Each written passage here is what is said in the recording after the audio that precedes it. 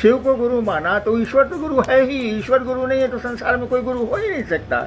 ईश्वर जो है, परमात्मा जो है, परम सत्ता है। हमारे शब्द ही स्पष्ट करेंगे, अति सूक्ष्म है, उससे सूक्ष्म कुछ हो ही नहीं सकता। जो आपकी पांचों ज्ञानेंद्रियों की पकड़ में आता हो, जो सूक्ष्माति सूक्ष्म है, सटलेस्ट है, उसको परम सत्ता कहा गया, उसको परमात्मा कहा गया, उसको ईश्वर कहा गया, उसको महेश्वर कहा गया। वो तो पूरे कण कण में विराज रहा है।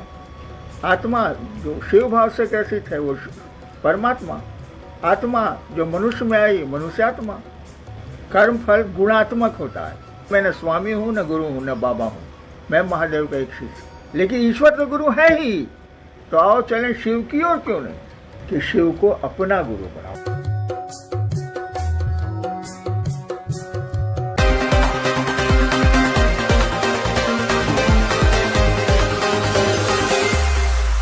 नमस्कार।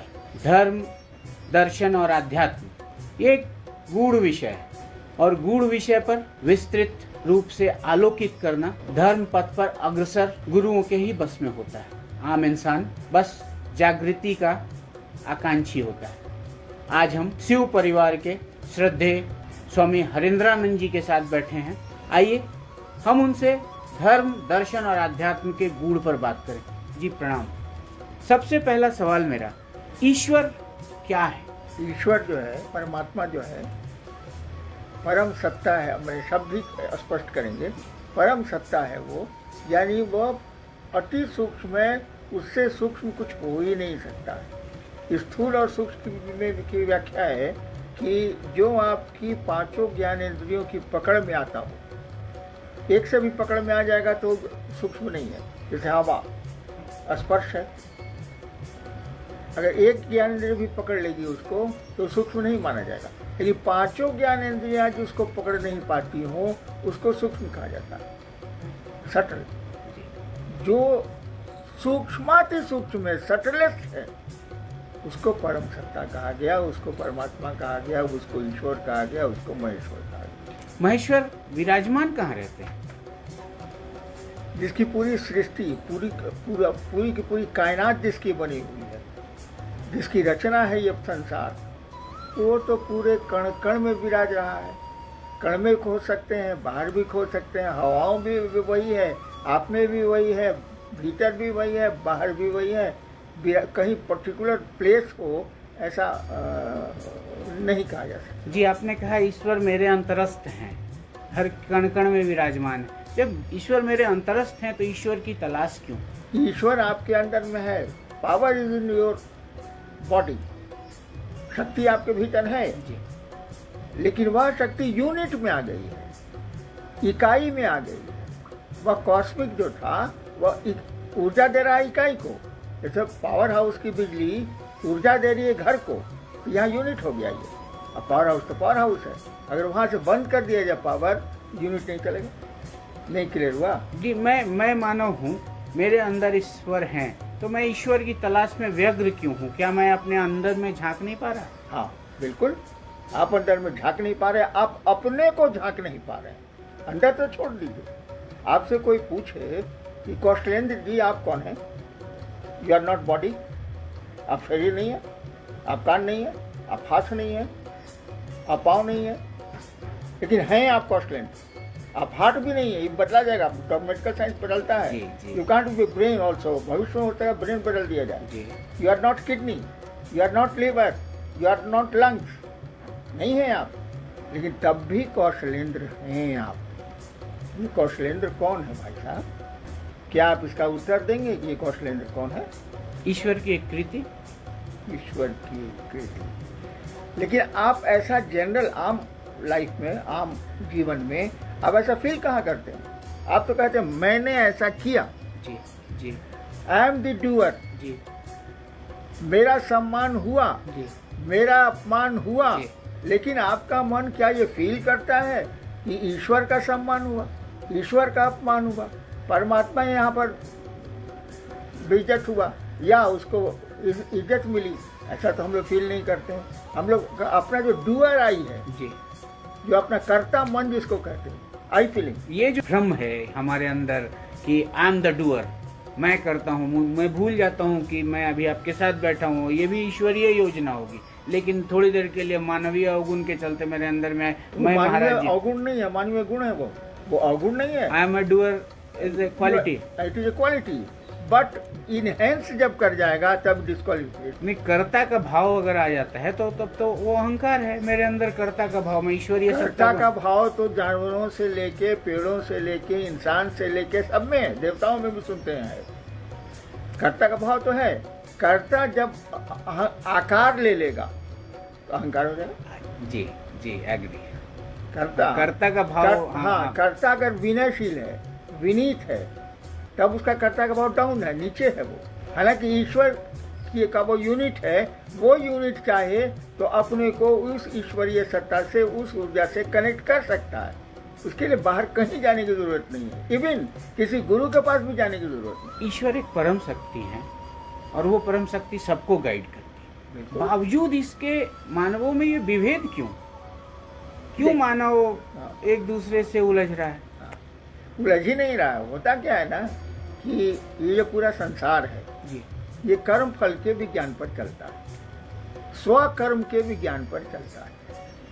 आपने जो कर्म किया, आप तुरंत कहेगा तो ईश्वर ने किया नहीं। You feel that you have done it. आप महसूस करते हैं कि आप पढ़े हैं। मैं महसूस करता हूं कि मैंने पढ़ाई की है, तब इंडियन पुलिस सर्विस में आया, वहां से गिरा तो डिप्टी कलेक्टर हो गया। मैंने किया, इट इज माई मेरिट। तो ये जो डूअर आई जो खड़ा है ना, जो कहता है कि मैंने किया, मैं हारा, मैं जीता, यही कर्म हो गया उसका। कर्ता कर्म करेगा। अब डूअर आई हैं तो कर्म करिएगा, और जब कर्म करिएगा भाई साहब तो उसका फल कौन लेगा? Every action is equal opposite reaction. फल लीजिएगा। इसी से गुथा हुआ पूरा संसार है। और इसीलिए यहाँ अच्छाई भी है, बुराई भी है, ईश्वर भी है, शैतान भी है। नहीं, मुझे कभी कभी लगता है कि ईश्वर को हमने एक खूंटी बना रखा है। अगर हम कहीं असफल होते हैं तो भगवान आपने ये क्या कर दिया, और सफल होते हैं अरे मेरा बेटा तो बहुत मेहनत किया था तो कलेक्टर बन गया, और अगर मेरा बेटा फेल हो गया तो हम कहते हैं अरे भगवान का कृपा नहीं था। तो ईश्वर क्या हमारी असफलता की खूंटी मात्र है? ये आपका एक बहाना है। आप एक जगह जाके ठहर जाते हो, कहे कि ईश्वर आपको बोलेगा नहीं जी, ईश्वर आपको मारेगा नहीं, ईश्वर आपको प्रोटेक्ट सताएगा नहीं, इसलिए आरोप लगा देंगे। घर में क्या होता है, नई नई बहू आई, बेचारी दूसरे की बेटी है, अब उसका देवर साइकिल से गिर गया। सास कहती है, मैंने जी कहती है कि आइल पियानु जॉब से तौबे से ही हाल बा। लीजिए, बेचारी घर में है, उसके चाहने से काहे कोई साइकिल से गिर जाएगा। लेकिन कमजोर पर आरोप, तो ईश्वर को आप समझते हैं कमजोर, जाते हैं उसके पास अपने लाभ के लिए, लेकिन वो जानते हैं कुछ तो करता नहीं है। सब आरोप उधर, सफलता अपने पास। लेकिन ऐसे भी लोग मिलेंगे कौशलेंद्र जी, जो सफलता भी काबिल से ईश्वर को देते हैं और सफलता भी उनको। सर्वशक्तिमान है ईश्वर, वो हमें संभालते हैं। बावजूद इसके वो हमें प्यार भी करते हैं, बहुत प्यार करते हैं। बावजूद इसके कष्ट क्यों है? कोई दुखी है, कोई सुखी है, ऐसा क्यों? आपने वो तो हम तो सब बच्चे हैं उनके। आपने इसके पूर्व की बात को याद नहीं रखा। स्वकर्म से गुथा हुआ ये संसार है, अपने अपने कर्मों से सभी बंधे हुए। मतलब हमारे पूर्व जन्म के कर्म या फिर अभी के कर्म? ये तो कर्म कभी के हो सकते हैं। नहीं, एक छोटा बच्चा जो अभी धरती पे पैदा ही होता है, उसको तकलीफ क्यों होती है? उसको इंक्यूबेटर में क्यों रखा जाता है? या उसको सोने के चम्मच से खिलाया क्यों जाता है? दोनों है। हाँ, किसी को दूध भी नहीं मिलता। हाँ, जी, किसी को दूध भी नहीं मिलता। जी। किसी के कुत्ते भी पावरोटी खाते। जी जी जी। या बच्चे का ठीक उदाहरण दिया आपने। जी। एक बच्चा आया, उसको पोलियो मार दी। अब बेचारा जीवन भर लंगड़ के चलता। उसने कौन सा कर्म किया था? बिना कर्म किया होगा। काहे कि ये जीवात्मा हमारे आपके जो भीतर है, जीव की में जो आत्मा जो जीव भाव से ग्रसित है वो गई जीवात्मा। आत्मा जो शिव भाव से ग्रसित है वो परमात्मा। आत्मा जो मनुष्य में आई, मनुष्य आत्मा। ऐसे शब्दों का जी। कर्मफल जो है, मेरा कर्मफल मैं ही भोगूंगा कि मेरी संतान भी भोगेगी? आप ही नहीं भोगेंगे, आपसे जुड़े सारे लोग भोगेंगे। कर्मफल गुणात्मक होता है, मल्टीप्लाइंग एटीट्यूड का होता है, ये प्लस नहीं होता है। It is not 4 to 4, it is 4 into 4। ये 8 नहीं होता, 16 होता है। मानव विवेकहीन क्यों हो जाता है? ईश्वर की सबसे अमूल्य देन है मानव को विवेक, बावजूद विवेकहीन क्यों हो जाता है? कोई हत्यारा बन जाता है, कोई बलात्कारी बन जाता है, कोई चोर बन जाता है, कोई भ्रष्टाचारी बन जाता है, क्यों? देखिए, अगर आध्यात्म का गाइडेंस ठीक मिल जाए तो सुधार होंगे, जिसको आपने कभी कहा कि गुरु, जी जी। लेकिन गुरुओं का अभाव हमको दिखता है। इसलिए मैं न स्वामी हूँ, न गुरु हूँ, न बाबा हूँ, मैं महादेव का एक शिष्य हूँ। गुरु की तलाश होनी चाहिए नहीं? गुरु की तलाश होनी चाहिए, लेकिन ईश्वर तो गुरु है ही। जी, जैसे आप कहते शिव गुरु, हाँ। शिव महागुरु हैं, उनसे बड़ा कोई गुरु ही नहीं है। महागुरु नहीं, गुरु है वो, जी महागुरु भी है वो। हाँ, जी इज ऑल्सो कॉलेज का प्रिंसिपल। जी जी। लेकिन वो पढ़ाते भी हैं, प्राइमरी स्कूल के विद्यार्थियों को भी पढ़ा सकते हैं, आप भी पढ़ा सकते हैं कोको को, जी जी। लेकिन आप एमए को भी पढ़ा सकते हैं। तो देखिए, दोनों जगह आप ही ना हैं। शिव को गुरु माना तो ईश्वर तो गुरु है ही। ईश्वर गुरु नहीं है तो संसार में कोई गुरु हो ही नहीं सकता। ईश्वर अगर पिता नहीं है तो संसार में कोई पिता हो ही नहीं सकता। ईश्वर में माँ का गुण नहीं है तो संसार में कोई माँ हो ही नहीं सकती है, क्योंकि उसी का मेंटल प्रोजेक्शन है संसार, उसी की के मानसिक चिंतन का प्रतिफल है संसार। तो फिर स्वार्थवश हमारी अवधारणा क्यों बदलती है कि ये संसार के क्रिएशन का फॉर्मूला है। यहाँ पॉजिटिव निगेटिव दोनों चलते हैं। निगेटिव भी चलेगा, पॉजिटिव भी चलेगा। अच्छे लोग भी रहेंगे, बुरे लोग भी रहेंगे, अच्छे विचार भी रहेंगे, बुरे विचार भी रहेंगे। ये दोनों साथ साथ चलते हैं। और निगेटिव पॉजिटिव में जब पॉजिटिव भारी पड़ेगा तो उसी को आप कहते हैं सतयुग। इनके बीच बैलेंस कैसे करेंगे? आप तो खैर आप लोग ईश्वर की विशेष कृपा है, आप चीज़ों को समझ रहे हैं। हम जैसे अज्ञानी लोग सिर्फ हाँ पैसे आए, मस्ती किया, जिया, खुश हो गए और बस यही ज़िंदगी समझते हैं। यहाँ जब पैसा ख़त्म, दिमाग खराब, पैसा आया तो बड़ा खुश हो गए, तो हम माया में डूबे हुए अपने आप को मान सकते हैं। लेकिन इसमें बैलेंस कैसे आएगा? हम कैसे? बहुत ज़्यादा निगेटिव नहीं माना जाएगा इसको। आदमी है तो उसको आवश्यकताएं हैं, उसकी ज़रूरतें हैं, उसके अनुसार वो काम करेगा, ज़रूरतों की पूर्ति के जो उपाय हैं वो करेगा। और लेकिन हमारा कहना है कि वो इसके साथ साथ ईश्वर की ओर चलना क्यों नहीं चाह रहा। आप जब सब जगह चल रहे हैं तो आओ चलें शिव की ओर, क्यों नहीं, इसको चलिए।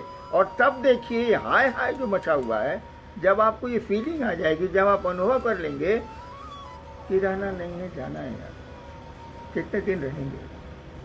तो ये अगर जवानी में कम उम्र में ये बात घुस जाए दिमाग में, तो जीवन का तरीका, तौर तरीका, रास्ता बदल। एक गूढ़ सवाल आपसे जो मुझे विचलित करता है, मैं आपसे जानना चाहता हूँ। एक ही माँ की कोख से जन्मे बच्चे, भाई बहन, वो शत्रु कैसे हो जाते हैं? जबकि जेनेटिज्म तो एक ही है, एक ही पिता, एक ही माँ, वो फिर एक घृणा क्यों आता है? एक ही माँ के दो बेटे, एक बेटे को आपने रोड पर डांट दिया, दोनों सहोदर डांट दिया, रोता हुआ घर गया। उसी के उम्र का दूसरा बेटा है, उसको आपने डांटा, दोनों को डांटा है, वो ढेला चला गया, आपकी मुड़ी को मैंने ढेला चला देगा। मैंने ये इसकी मानसिकता, ये इसकी मानसिकता। आपका यही सवाल है। एक माँ के दो बच्चे, दोनों की मानसिकता अलग अलग। आपस में बेमनस्य क्यों? हम दूसरे की हाँ, बात तो छोड़ दो देते मानसिकता होगी तो बेमनस्य नहीं होगा। एक माँ के कोख से होने के बावजूद। हाँ होगा, क्योंकि उसके अपने कर्म हैं, इसके अपने कर्म हैं, माँ के अपने कर्म हैं। ईश्वर जो हमसे इतना प्यार करते हैं, इस वैमनस्य को, इस घृणा को दूर क्यों नहीं करते? यही तो लीलानंद की लीला है, यही उसका तमाशा है। मतलब ईश्वर को आनंद आता है हमें परेशान करके, खुश देख के भी। दोनों पूरा संचालन ईश्वर का है। हम आप समझते हैं कि हम लोग अलग से एक सत्ता है, इसीलिए सब हो रहा है, वैसे कर रहा है, वैसे कर रहा है, वैसे सब ईश्वर कर रहा है। ईश्वर से उसको जोड़ दीजिए, वो ठीक हो जाएगा, रत्नाकर वाल्मीकि हो जाएगा। ईश्वर से जुड़ने का सबसे सुगम मार्ग क्या है? ईश्वर खुद। ईश्वर खुद मतलब ये ईश्वर तय करेंगे कि मैं ईश्वर से जुड़ पाऊंगा या नहीं? नहीं, आप तय करेंगे कि आप ईश्वर से जुड़ेंगे कि नहीं। आपके संकल्प में बहुत ताकत है, आपकी इच्छा में ताकत है, उस इच्छा से आपने बहुत कुछ किया है। ठीक है, सब कुछ नहीं किया है, लेकिन बहुत कुछ किया है। वो जो जिस इनर जागृति की आप बात कर रहे हैं, वो जागृति आए कैसे? उसके लिए गुरु के पास जाना होगा ना। तो वो जागृति आएगी कैसे? अपने से सोचिए। दुनिया को क्या संदेश देंगे आप? हम तो बचपन से एक ही संदेश दे रहे हैं कि शिव को अपना गुरु बनाओ। गुरु है वो, ईश्वर तो गुरु है ही। शिव को अपना गुरु बनाओ और कुछ नहीं करने की ज़रूरत है, केवल ये सोचने की ज़रूरत है, ये संकल्पित होने की ज़रूरत है कि शिव मेरे गुरु हैं, शिव का मैं शिष्य हूँ। और इतने बार से रिजल्ट अगर नहीं आए तो हम तो पूछिए, मैं शिव को ही क्यों गुरु बनूं? वो ईश्वर है। मैं सनातन धर्म में बहुत सारे धर्म गुरु हैं, मैं किसी और को क्यों नहीं अपना गुरु बनाऊं? बना लीजिए, कोई इतराज हम लोगों को नहीं है। शिव में और अन्य गुरुओं में फर्क क्या है? शिव से ही नहीं, अन्य गुरु पावर लेके गुरु हैं। वही ईश्वर ना गुरु है तब ना कोई गुरु है अंश में उसका, उसी की शक्तियां ना नीचे आई हैं। पूरी कायनात उनसे जुड़ी हुई है। अगर शिव गुरु नहीं है, अगर ईश्वर गुरु नहीं है तो कोई गुरु हो ही नहीं सकता। कहे कि संसार मेंटल प्रोजेक्शन है उसका। वी आर टॉकिंग लाइक कि हमको जो सुप्रीम पावर है उनसे कनेक्शन बनाना।